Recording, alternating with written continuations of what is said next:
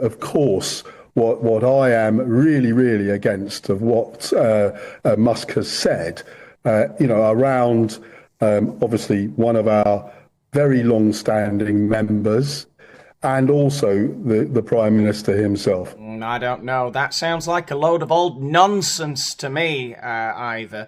So that's former Labour MP Ivor Caplin there, just a week ago on GB News, saying how he can't stand the way Elon Musk is intervening in UK politics. And I don't know, it's just the cynic in me. He's in there somewhere.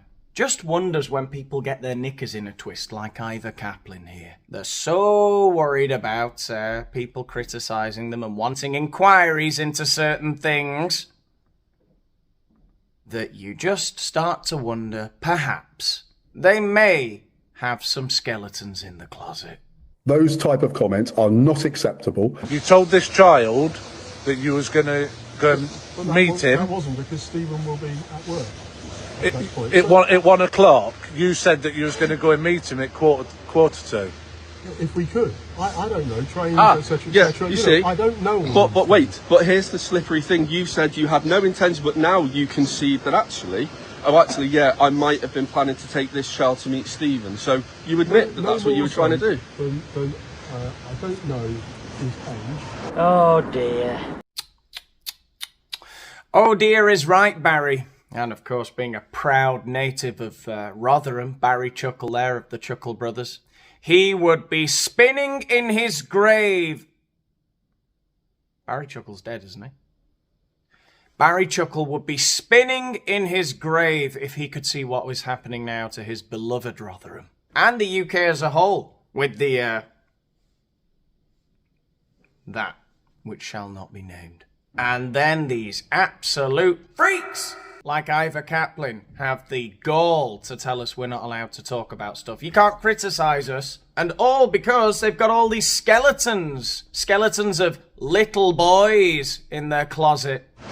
You know his age accurately. This child regularly... If I knew his actual age, this and child... I don't know that, then I wouldn't do anything, obviously. This child regularly told you that they were at school and they were doing school-related activities.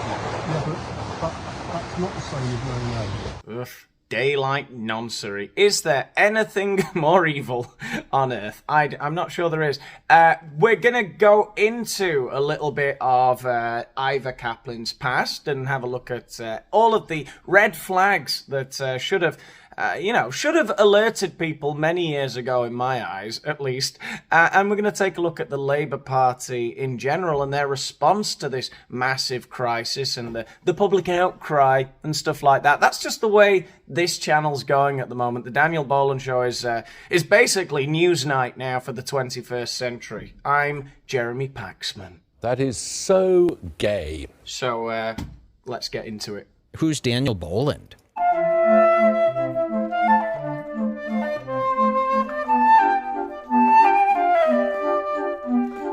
Oh, Daniel Boland, this is a heavy hitter. Do you guys know who this is? You know exactly how old this child was. And you wanted this child to bring other children, so that you could abuse more than one child. No. So this is footage of citizen speedo hunters catching former Labour MP Ivor Caplin as he was trying to meet a young boy in Brighton a couple of days ago, after which he was arrested. What? I was going into town. What don't you understand? The reason you are not taking this child to have sex with them... No, stop it. The reason you are not meeting this child to have sex with them is because we've turned up. No, I wasn't going. Well, why have you told this child that was what your plan was then? That's his bag as well, that's possible. Yeah, I thought you'd get your bottle of water back. And sweets. Right, I'm just going to search you before we go in there, okay? How many layers have you got underneath The this? sweets in there as well. 3. Oh, that's more good. The sweets in the bag as well. So, as unbelievable as it seems, he's come wearing a trench coat, armed with a bag full of sweets in order to lure these children to his lair, I guess. It's... Talk about hiding in plain sight. This is like a public safety announcement or something. Now, this is just Ivor Caplin's Wikipedia page, but immediately a few things jump out to me. First of all, he worked in sales essentially for 20 years, but by the early 90s he was growing weary of swindling pensioners out of their life savings, and so decided to move into politics, being elected to the Hove Borough Council in 1991, later leading Labour's successful campaign to win control of the council in 1995, where he led the party until 97. I cannot tell a lie, I'm from the council. Now, look, I know this is a bit of a jump, but just instinctively, when I see people's career path includes selling insurance schemes to people... To tell the truth, I'm trying to sell you something. And then they move into politics. I guess I do have a little bit of a trust issue with that type of people. You know, councillors, salesmen. Actually, of course, I am trying to con my way in and steal the family silver.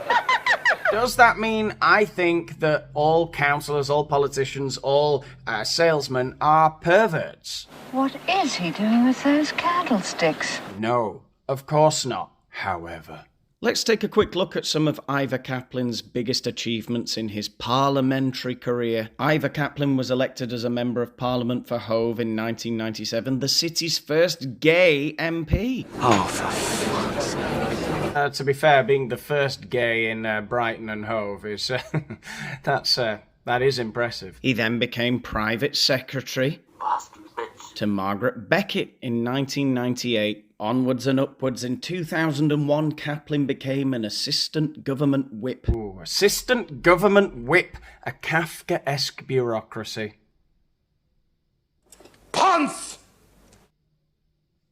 He was a prominent supporter of the 2003 invasion of Iraq, despite the 1,000-signature petition from his constituents and demonstrations outside his own office. Okay, so hold your horses a second. I will say one thing in Ivor Caplin's favour here.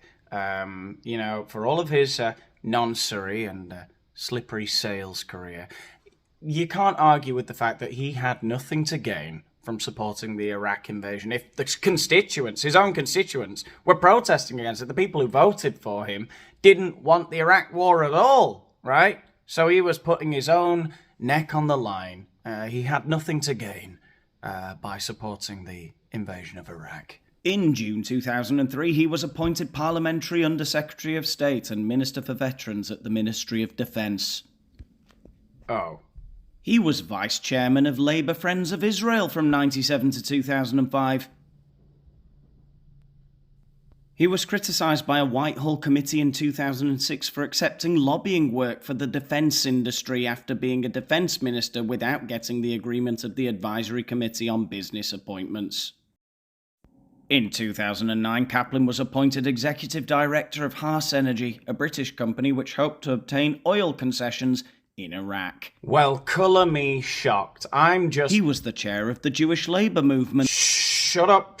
We don't need to know about that.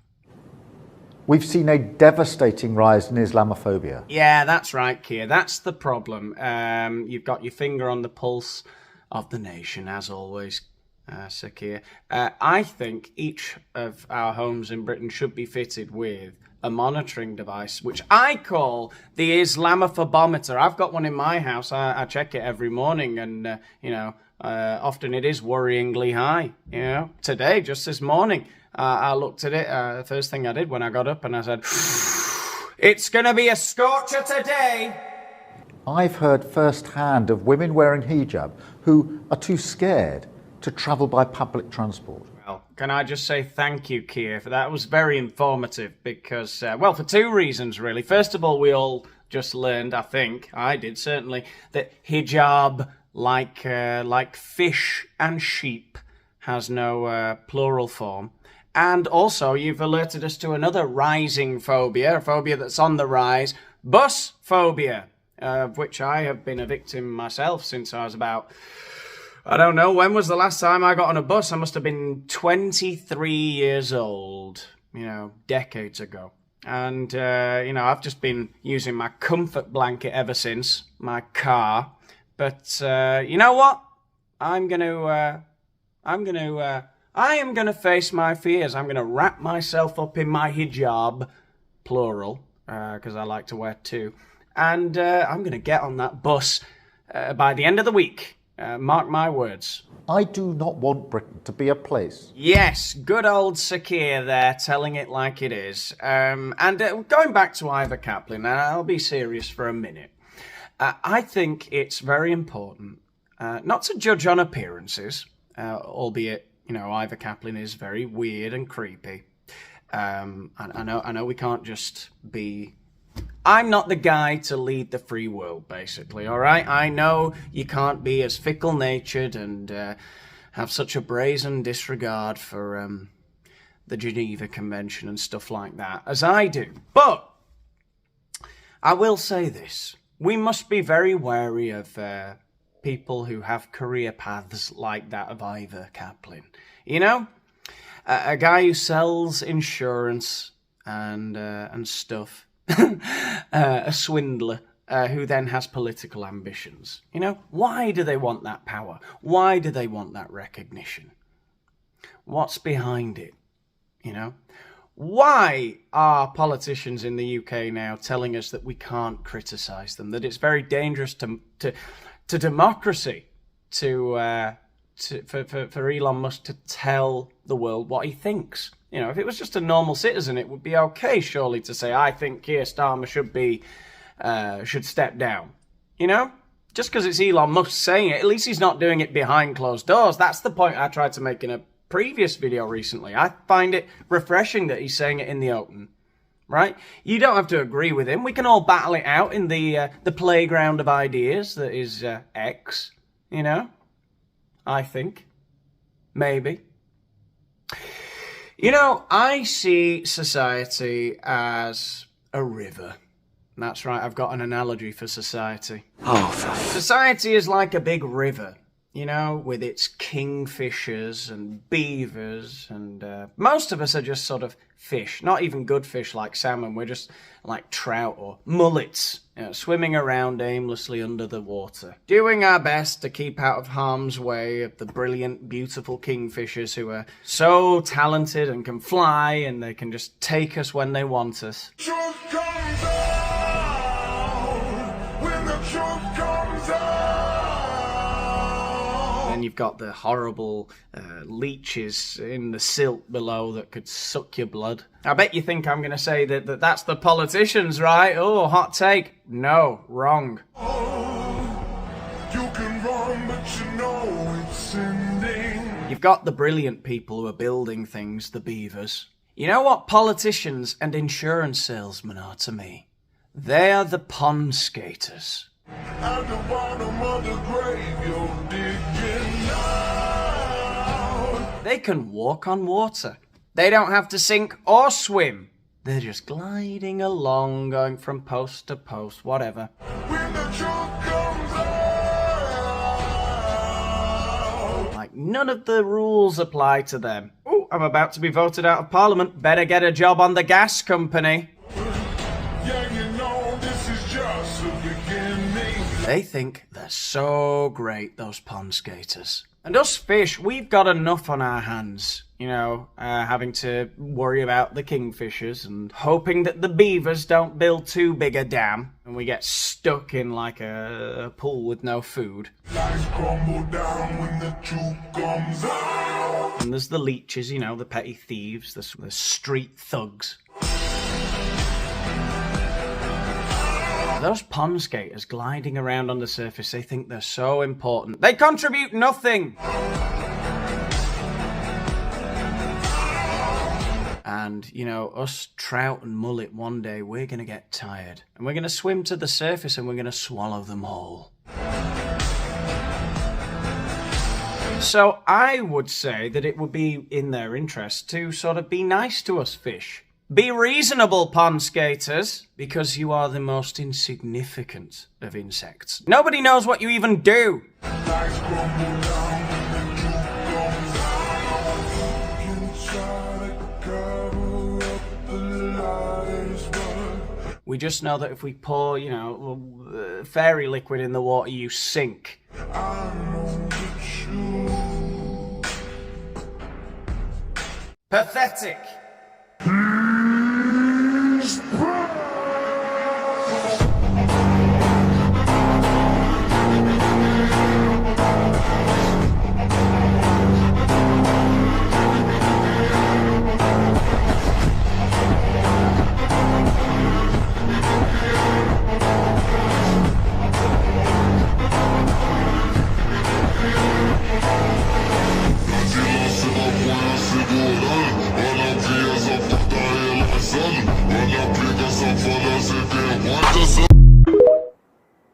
What the hell is that? Yes, at a time like this, that AI-generated video of key workers is exactly what Labour should be spending their time doing. Stuff like that. That really shows how down with the kids they really are. I just want to be very careful about this next clip that I'm going to show you, though, because people are getting extradited for misrepresenting what the Welsh Refugee Council wished to do with this following clip. But it is a video of some young schoolgirls talking about how refugees are welcome in Wales. And look, that is very strange at times like these. I think nothing else. I don't think in all fairness they were trying to do what people are accusing them of doing, but it was certainly, they didn't read the room, I don't think. Shemai. Hello and welcome to Wales. We understand being a refugee isn't easy. They go through so much. Fleeing your country is difficult, but Wales wants to help you feel welcome. The Welsh Refugee Council is here to help you. You can contact them here. Wales is seen as a nation of sanctuary. We welcome anyone and everyone. We recognise your skills and talent. The Welsh Refugee Council offers a lot to support, including ESOL classes, which means English for speakers for other languages. It may be hard to learn our language, so we offer support. Employment. You may feel stressed about employment, but we can help. They help you to apply for bank accounts, child benefits, and they can help with housing. It's very important to have a warm place that you can call home. Education. Children have the right to education. Play for children. We know how important it is for children to socialise. Help finding doctors. It's extremely important to have healthcare. Not only this, but Wales offers free education and healthcare. There are many job opportunities here in Wales. IKEA works closely with the Welsh Refugee Council, providing jobs for refugees that come from all over the world. On the screen now are some basic Welsh phrases. Shemai. Hello. Broda. Good morning. Prenanda. Good afternoon. Nosta. Good night. Sitoiti. How are you? We understand that you have been through a lot, and that is why the Welsh Refugee Council is here to help you. Thank you for listening. Why? Why? Who sanctioned that? Elon Musk needs to be stopped. Well, yeah, maybe. I don't know. Let me know what you think in the comments, I guess. I'm still swimming around down here between the kingfishers and the leeches, trying to work out what the hell's going on. And I think I'm getting there. If you've enjoyed today's video, then like the video, let the algorithm know what a great time you've had, and subscribe to the channel if you haven't done so already. If you want to help out with the channel even further, you can check out the link to my Patreon, which is under this video, where you can get access to some exclusive videos. And if not, well, I'll see you back on here very soon. I'll see you in the next one. Cue the outro. You're a fake ally, you're a fake liberal, you're a hypocrite, and I feel sorry for your trans friends. I feel sorry for your trans friends. I don't have any trans friends. Anyways, here's how to tell if your LED sign is cheap.